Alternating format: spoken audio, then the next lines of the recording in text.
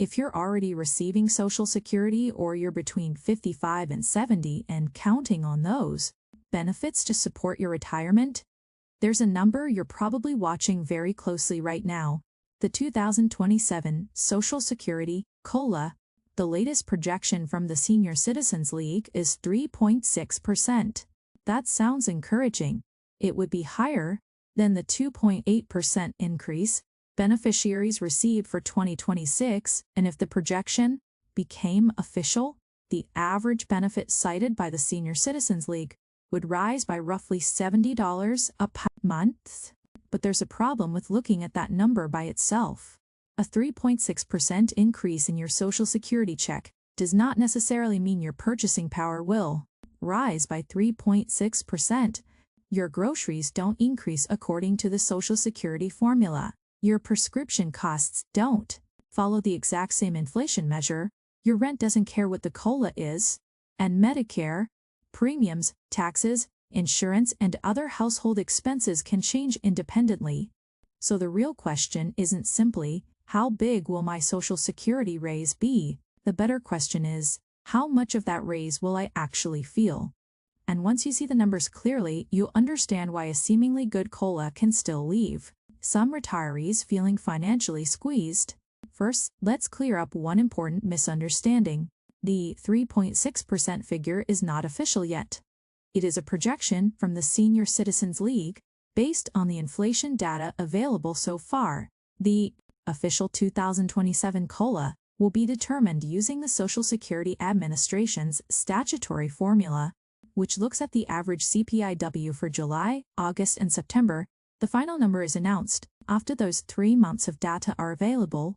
That means there are still 2 important inflation readings left to come. So don't build your entire 2027 household budget around 3.6% just yet. Think of it as a planning estimate. But it is an important estimate because it gives us a window into what inflation is doing to the financial lives of older Americans. The current projection is especially interesting because it has already moved.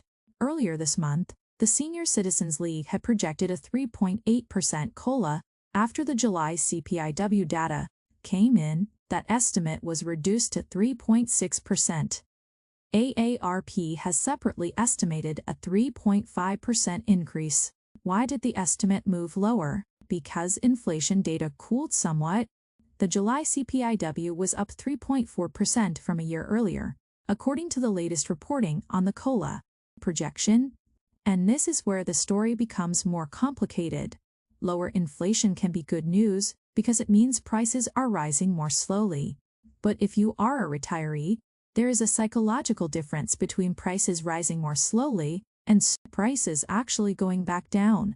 If a grocery bill went from $100 to $115 over several years and inflation slows, that doesn't mean the grocery bill returns to $100. It simply means the rate at which it increases may be slowing. That distinction is incredibly important for anyone living on a largely fixed income. Let's use a simple example. Suppose your monthly Social Security benefit is $2,000. A 3.6% COLA would add approximately $72 per month.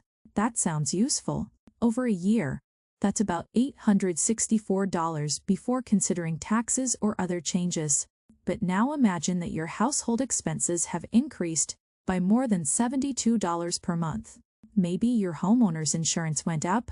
Maybe your prescription expenses changed.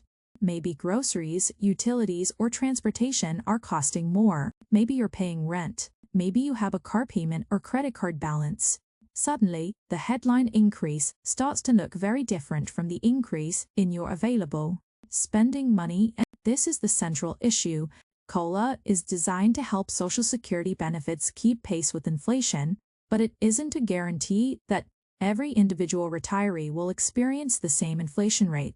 The official COLA uses CPIW, an index for urban wage earners and clerical workers, and that creates an important gap between the statistical inflation rate and the personal inflation rate. Imagine 2 retirees. One owns a home outright, has relatively low transportation costs, and spends modestly on healthcare. The other rents an apartment, pays for insurance, has higher medical expenses, and relies heavily on transportation. They can receive exactly the same percentage Social Security increase, but their financial experiences can be completely different. This is why retirees shouldn't ask only, "What is the COLA?" They should ask, "What is happening to my personal cost of living?" And that brings us to the first major tension point. A higher COLA can feel like a raise, but technically it is designed primarily to compensate for inflation. That means if your expenses rise at roughly the same pace, you may not actually become wealthier. You may simply be maintaining some of your purchasing power. And for millions of Americans who depend heavily on Social Security, maintaining purchasing power is already a major financial objective. Now let's take the average benefit example. The Senior Citizens League says that if its 3.6% projection were applied to the average benefit it cites, the monthly amount would increase from approximately $1,937.53 to about $2,007.28, or roughly $69.75 more per month. But remember something very important. Your benefit may not be $1,937. It could be lower, it could be higher. Your actual increase depends on your own benefit amount. Someone receiving $1,500 per month would see a very different dollar increase from someone receiving $3,000. At 3.6%, $1,500 becomes approximately $1,554. That's a $54 monthly increase. At $3,000, the increase would be approximately $108. This is why percentages can sometimes hide the real household impact. 3.6% sounds like one number, but the dollar impact depends on the size of your benefit. And then there is another layer that many retirees overlook. Social Security isn't the only source of retirement income. Some households have pensions. Some have 401ks or IRAs. Some have taxable investment accounts. Some have rental income. Others have virtually no income beyond Social Security. Those households are not equally exposed to inflation. If Social Security represents 80% or 90% of your monthly income, every change in that benefit matters enormously. If Social Security represents 30% of your income, and the rest comes from investments, a pension, and other sources, you have a different risk profile. This is why retirement planning has to be personal. There is no single COLA number that can tell you whether your retirement is financially secure. Now here's the part almost no one talks about enough. The timing of expenses can matter just as much as the percentage increase. Imagine you're 68 years old. Your Social Security benefit increases in January, but during the same year, your property insurance rises, your utility bills increase, and your healthcare expenses move higher. Your Social Security check may be bigger, yet your monthly margin could still become smaller. And that margin is what matters. If you have $200 left after paying all essential expenses, losing $50 of that margin can feel significant. If you have $1,000 left over, the same $50 may barely register. So when you're evaluating the 2027 COLA, don't just calculate the percentage increase. Calculate your monthly margin. How much comes in, how much goes out, and what remains. That number tells you much more about your financial resilience than the headline, COLA. Now let's bring in another issue that is quietly changing the retirement conversation. Social Security's long-term finances. The 2026 Social Security Trustees Report projects that the Old Age and Survivors Insurance Trust Fund will be able to pay scheduled benefits in full until the fourth quarter of 2032. After that, under current law assumptions and absent legislative changes, continuing program income would be sufficient to pay about 78% of scheduled OAI benefits. That does not mean your Social Security check is scheduled to fall by 22%. It doesn't. It is a projection of what could happen if policymakers made no changes and the assumptions in the trustees' report played out. That distinction matters. because financial planning based on fear can be just as dangerous as financial planning based on complacency. You don't want to assume Social Security disappears, but you also don't want to build your entire retirement around the assumption that every future dollar of scheduled benefits will arrive exactly as currently projected. The strategic approach is to understand the uncertainty and build some flexibility around it. And this is where we see two very different types of households. The first is the reactive household. They hear 3.6% COLA and immediately increase their spending. Maybe they decide they can afford a more expensive car.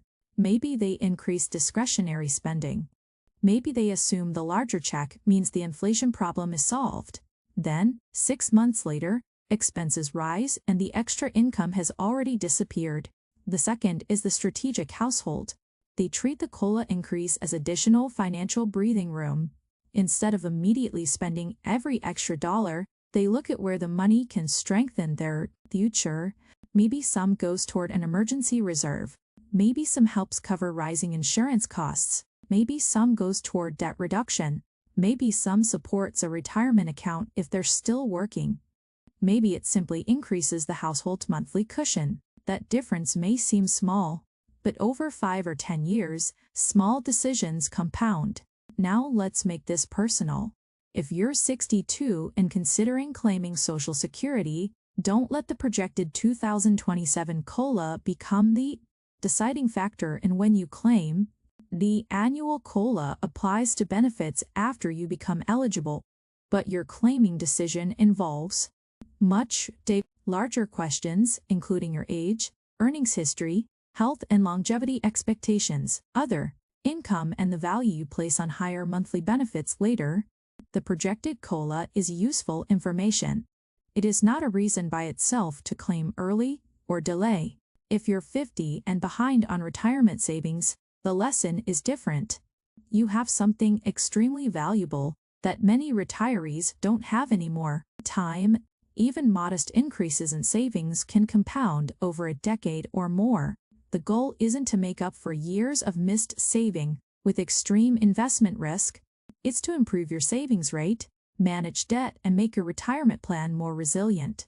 If you're 70 and already receiving Social Security, your focus should be cash flow. Look at your essential monthly expenses. Then separate them from discretionary spending. You want to know exactly how much of your Social Security income is required to maintain your basic and lifestyle. If you're living primarily on Social Security, that number becomes especially important. And if you're 80 or older and helping manage finances for yourself or a spouse, simplicity becomes increasingly valuable. A retirement plan that requires constant trading, complicated decisions, or aggressive assumptions may create unnecessary stress. The best plan is often the one that can still work when life becomes less predictable. So, what should you actually do this week? First, calculate your projected 2027 Social Security increase using your current monthly benefit. Take your monthly benefit and multiply it by 0.036. That gives you a rough estimate based on the current 3.6% projection. But label it clearly as an estimate. The official COLA has not been finalized. Second, calculate your personal inflation rate. Look at what you actually spent over the past 12 months. Don't use an average household spending. Use yours. Groceries, housing, utilities, insurance, healthcare, transportation, taxes. Then compare those costs with your income. Third, calculate your monthly margin. After essential expenses, how much is left? If the answer is very small, your priority may not be maximizing investment returns.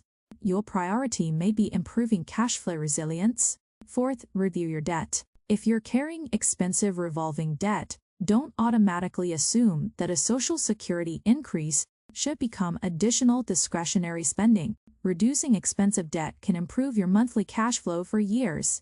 Fifth, review your retirement income sources. How much comes from Social Security? How much comes from pensions? How much comes from investments? How much would you need to withdraw from your portfolio each month? That calculation helps you understand how dependent you are on any single source of income. 6. Don't forget taxes. A larger Social Security benefit doesn't automatically mean you keep the entire increase. Your overall tax situation depends on your income and circumstances, and some Social Security benefits can be taxable under federal rules. So when planning for 2027, think in terms of after-tax cash flow rather than simply the gross benefit increase. And finally, don't make a major financial decision based on a projection that can still change. We still need additional inflation data before the 2027 COLA becomes official. That is the calm way to approach this. Pay attention, but don't panic. There is another reason this matters. The 2020s have already taught retirees something important. Inflation can change quickly. A period of relatively stable prices can be followed by a period of sharp increases. Then inflation can cool without prices returning to where they were years earlier. For a younger worker, that may be frustrating. For a retiree living on a fixed monthly income, it can be much more consequential. That's because retirees often have less ability to increase earned income. You can't simply work another 10 hours every week to offset every increase in groceries, insurance, and healthcare. Your income sources are different. That's why your future self deserves a different kind of planning. Don't ask only, can I afford this today? Ask, will I still be comfortable paying for this when I'm 75? Ask, what happens if inflation stays higher than expected? Ask, what happens if I live 5 years longer than I planned? Ask, what happens if my investment portfolio has a difficult year? Those questions may not be exciting, but they are the questions that create durable retirement security. And this brings us back to the 3.6% projection. A 3.6% COLA would be welcome. It would be larger than the 2.8% increase for 2026. It would provide additional income to millions of beneficiaries, but it shouldn't be interpreted as a financial windfall. It's better understood as a potential adjustment designed to help benefits keep pace with inflation. And the difference between receiving a raise and actually improving your financial position comes down to what happens next. If your costs rise by more than your income, your margin gets smaller. If your income rises faster than your essential expenses, your margin gets larger. And if you consistently protect that margin, you create financial resilience. That is where the real opportunity exists. Not in predicting whether the final COLA is 3.4%, 3.5%, 3.6%, or something else. The bigger opportunity is making sure your household can handle whatever number arrives. Because financial security in retirement isn't built from one annual adjustment. It's built from years of decisions, the decision to avoid unnecessary debt, the decision to maintain a reasonable emergency reserve, the decision to understand your Social Security claiming strategy, the decision to control fixed expenses, the decision to diversify investments, the decision to plan for health care, and perhaps most importantly, the decision not to confuse a bigger check with a stronger financial position. Your future self doesn't care what the headline said. Your future self cares whether the money lasted. So as we wait for the official 2027 COLA, don't obsess over one percentage. Watch the inflation data, watch your expenses, watch your monthly margin, and most importantly, know where your retirement income is coming from and where it is going. If the final COLA ends up around 3.6%, great. If it's somewhat higher or lower, your plan should still be able to function. That's the goal, not perfection, resilience, and not fear, preparation. So here's the question I want you to answer in the comments. If Social Security increases by roughly 3.6% in 2027, what expense are you most worried could absorb that increase? Groceries, healthcare, housing, insurance, taxes, or something else? Your answer could help another retiree realize they're not the only person thinking about the same problem. And if you want more clear, calm, and data-driven updates about Social Security, retirement, Medicare, inflation, taxes, and the financial issues affecting older Americans, subscribe to the channel, because the goal isn't simply to know what Washington announces, it's to understand what those changes actually mean for your household.